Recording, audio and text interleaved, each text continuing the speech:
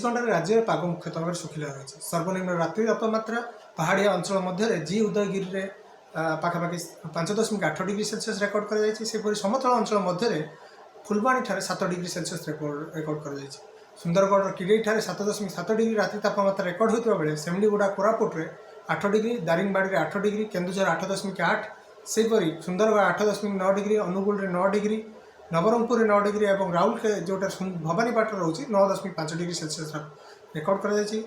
फुलबाणी में दृश्यमानता 150 मीटर रही बेले घन कुहुड़ी दृश्यमान होती केतक स्थान में हालुका मध्यम धरण कुहुड़ी रोचे। बर्तमान जो देखा वायु चलाचल मुख्यतः भाव पूर्व दिगरू रोथबार जलीय बाष्पूर्ण वायु राज्य मध्य को प्रवेश करुच्ची और उत्तर उत्तर पश्चिम दिगरू शुष्क ठंडा वायुर प्रवाह दुर्बल होती तेणु रात्रि तापमात्रा गत 24 घंटे अनेक स्थान में वृद्धि पाई बेले आगामी जो रोचे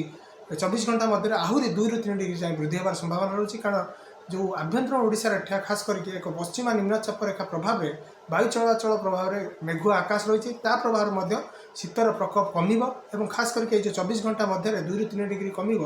परवर्ती समय तापमात्रा विशेष परिवर्तन होवार संभावना ना। भुवनेश्वर आज रात्रि तापमात्रा 14.8 डिग्री सेल्सियस रेकर्ड होता बेले कटक में 14.4 डिग्री सेल्सियस रात्रि तापमात्रा रेकर्ड कर अनुमान कर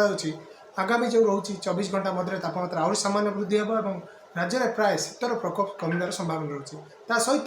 किसी जिले में बर्तमान घन कुहुड़ी संभावना थी लक्ष्य करके येलो वार्निंग जारी कर जिला गुड़िक गोटे दुईट स्थान में दृश्यमान दूरता 200 मीटर कम रही यातायात समस्या उपजार संभावना थी